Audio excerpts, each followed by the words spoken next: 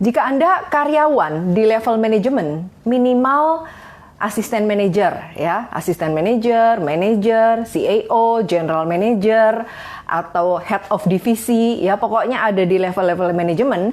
Makin tinggi level Anda, otomatis makin besar tanggung jawab Anda.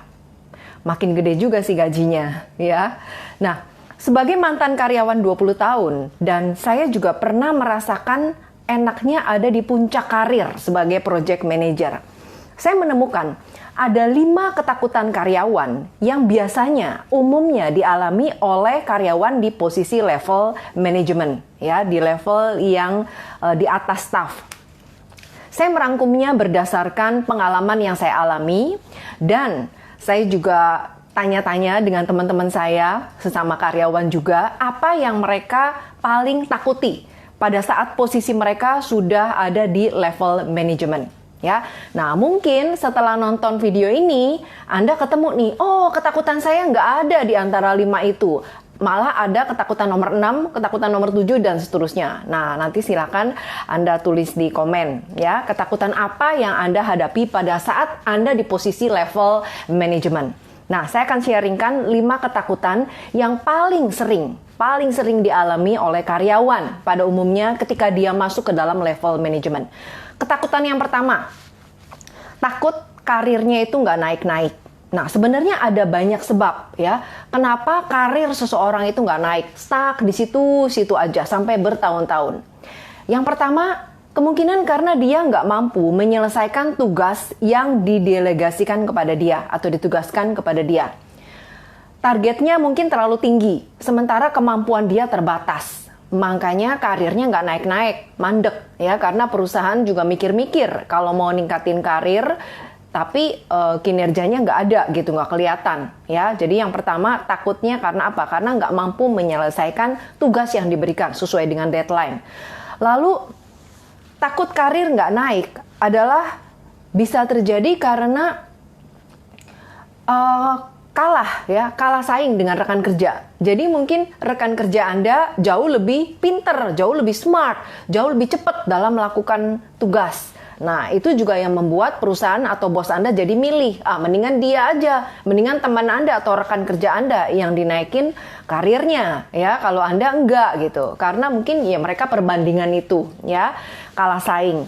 Atau bisa juga penyebabnya karir Anda nggak naik-naik, itu karena Anda sendiri kurang skill, kurang mengasah pisau Anda ibaratnya, ya. Jadi skill atau kemampuan atau keahlian Anda tuh sama aja dari tahun ke tahun. Nah, itu yang menyebabkan ya karir Anda mandek, ya, nggak ada sesuatu yang membuat Anda bisa dinilai lebih atau ditingkatkan jenjang levelnya, ya. Jadi itu adalah ketakutan pertama, takut karirnya nggak naik-naik. Ketakutan kedua yang dialami oleh karyawan di level manajemen adalah, ini ada kaitannya sama yang pertama nih. Kalau yang pertama adalah takut karirnya nggak naik, yang kedua adalah takut gajinya nggak naik. Nah, kenapa? Kok takut gajinya nggak naik? Ya iyalah, tiap tahun kan inflasi, ya, tiap tahun harga kebutuhan sehari-hari meningkat.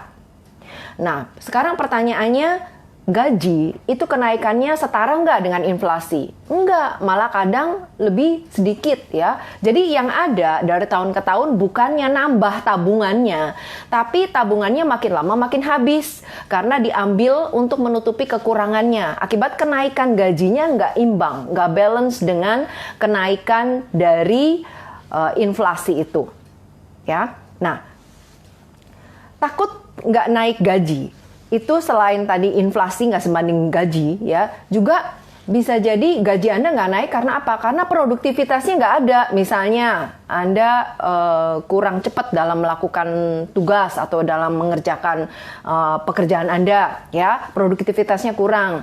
Atau memang karena kondisi perusahaannya nggak memungkinkan, dia nggak bisa bersaing dengan kondisi sekarang. Jadi yang ada yang mau nggak mau ya boro-boro naikin gaji, masih diterima kerja aja syukur gitu, ya. Yang perusahaan lain dia sudah pecat karena bangkrut, kan, karena bangkrut gitu, karena nggak sanggup lagi buat gaji karyawan, ya. Nah, jadi ketakutan kedua di level manajemen adalah takut nggak naik gaji, dari tahun ke tahun di situ terus, ya. Sekarang kita ke yang nomor 3. Ketakutan nomor 3 apa? Takut dipecat. Nah, walaupun ada di posisi manajemen, apalagi jadi orang kepercayaan perusahaan, itu tidak menjamin Anda bakalan selamanya di situ atau tiba-tiba dipecat. Itu semua balik-balik ke kondisi perusahaan Anda, ya. Bisa nggak dia shuttle? Bisa nggak dia mengatasi kondisi apapun yang menyebabkan perusahaan harus memilih antara merekrut orang-orang baru yang gajinya lebih murah, lebih rendah, atau mempertahankan yang lama tapi kinerjanya menjadi double. Anda tuntutannya akan mendapatkan lebih besar lagi, ya. Nah, jadi takut dipecat itu karena dipecat karena kondisi perusahaannya yang nggak sanggup, atau Andanya sudah nggak qualified lagi, mungkin karena usia, ya dari tahun ke tahun kan usia kita menurun, fisik juga, semangat juga, ya. Beda sama waktu awal-awal kita kerja, ya masih semangat 45. Lah makin lama makin tahun udah rutinitas, jenuh, jadi banyak hal-hal yang membuat produktivitasnya malah jadi menurun, yaitu malah jadi beban buat perusahaan. Nah, daripada perusahaan keluar duit terus, ya udah mendingan pecat gitu. Yang nggak produktif dipecat. Nah, itu adalah kekhawatiran ketiga. Anda yang di posisi level manajemen, takut dipecat, ya. Nah, penyebab lainnya kalau Anda takut dipecat itu karena apa? Anda nggak berprestasi. Nah, jadi perusahaan akan melihat nih, siapa-siapa yang berprestasi itu mungkin tanda kutipnya masih termasuk dipilih lah ya. Nggak sampai dipecat duluan gitu. Kalaupun dipecat pun nanti, belakangan. Karena ini kan karyawan terpilih. Nah, jadi tunjukkan prestasi Anda kalau nggak mau dipecat, ya. Nah, itu. Kemudian ketakutan keempat, apa? Di level manajemen yang paling banyak dialami oleh para manajer, ya, para CEO, itu takut dipindah tugas. Nah, ini biasanya orang-orang yang bekerja kaitannya sama project, sama sistem yang butuh tenggat waktunya yang cepat, ya. Kemudian di bagian sipil, di konstruksi, dan sebagainya. Kenapa dia takut dipindah tugas? Karena kalau pindah ke kota lain misalnya atau bahkan ke negara lain itu kan artinya jauh sama keluarga, ya, jauh sama keluarga. Itu yang bikin hati berat. Nah, terus apalagi kalau anak-anak masih kecil, ya, seharusnya kan kita bisa lihat pertumbuhan anak-anak, bisa dampingin anak-anak, tapi karena kondisi harus dipindah kerja, jadi nggak bisa lihat seperti itu. Kemudian harus nyesuaiin diri dulu dengan apa? Dengan kondisi-kondisi yang baru. Karena kalau tempatnya baru, bahasanya baru, makanannya baru, apalagi kalau di luar negeri, ya. Nah, itu adalah ketakutan yang nomor 4 di level manajemen. Dipindah tugas, ya, di keluar kota atau keluar negeri. Ketakutan terakhir, ini dulu nggak ada. Dulu nggak ada, ya. Nah, kenapa muncul? Karena perubahan zaman yang begitu cepat. Ketakutan nomor 5 ini apa? Takut bangun branding. Nah, dulu nggak ada. Dan dulu orang juga nggak ngerti. Kenapa sih perlu bangun branding? Contohnya saya, yang nggak ngerti personal branding itu apa. Nah, tapi kan zaman berubah gitu. 5 tahun yang lalu saya nggak ngerti. 5 tahun kemudian saya bangun branding saya gitu. Nah, jadi ini adalah sesuatu yang sebenarnya nggak perlu ditakuti. Takut itu kenapa sih? Takut ada beberapa alasan. Ya, setelah saya korek-korek, saya tanya dari teman-teman saya, kenapa sih kamu udah di level manajemen kok takut-takut bangun branding di sosial media? Yang pertama adalah takut masuk sosmed. Nanti dikira narsis, alay, ya. Ngapain sih? Ya, kemana-mana posting foto jalan-jalan, selfie segala macam. Kayaknya alay banget gitu, ya. Nah, sebenarnya bangun branding bukan tujuannya buat itu. Ya, nah kemudian takut apa lagi membangun branding itu? Takut menyalahi aturan. Berapa banyak teman-teman Anda mungkin ya yang kerjanya di bank, di corporate itu takut banget sama perusahaan punya aturan ya. Wah, nanti kalau saya kerja di bank terus saya muncul di sosial media, nanti orang image-nya lain. Kirain saya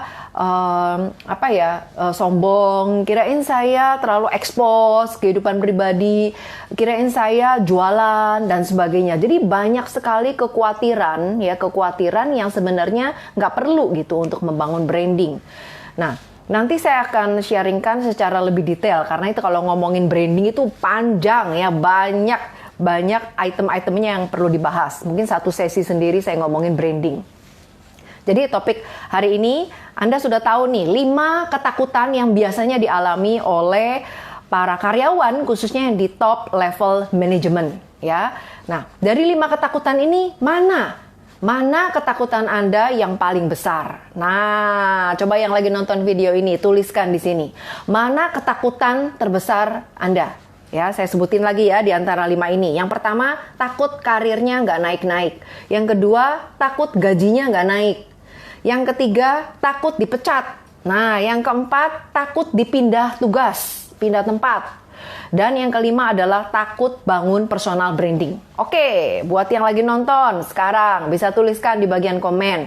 Dari kelima ketakutan itu, mana ketakutan terbesar Anda? Ya, nah nanti besok saya akan berikan jawabannya. Bagaimana Anda menghadapi ketakutan Anda ini? Ya, 5 ketakutan ini saya akan kasih satu-satu jawabannya supaya Anda nggak perlu takut lagi. Bagaimana Anda mengatasi ketakutan Anda kalau mau maju? Ya, oke itu aja. Kalau Anda merasa video ini cocok, ya silakan bagi ke teman-teman Anda. Silakan di-share supaya apa? Teman-teman Anda sesama level manajemen, ya. Nah, itu nggak perlu sebenarnya merasakan ketakutan-ketakutan seperti ini. Dulu waktu saya di posisi manajemen, saya juga ada beberapa yang membuat saya takut. Yaitu yang paling membuat saya takut adalah takut bangun branding. Ya, yang nomor 5. Karena apa? Karena dulu saya kuper, pemalu, nggak pernah masuk sosial media, gaptek pula, nggak punya banyak teman. Jadi pikiran saya cuma satu, ngapain saya masuk ke sosial media bangun branding? Nggak ada tujuannya sama sekali. Toh saya nggak punya produk untuk dijual, saya nggak punya bisnis. Jadi buat apa gitu membangun branding? Ya, nah itu dulu ketakutan saya yang nomor 5, takut bangun branding. Sekarang tuliskan di komen ketakutan Anda terbesar apa. Besok saya akan berikan jawabannya. Oke, itu aja. Saya Christine Amalia, founder dari Karyawan Milioner. Sampai jumpa di Karyawan Milioner Tips berikutnya.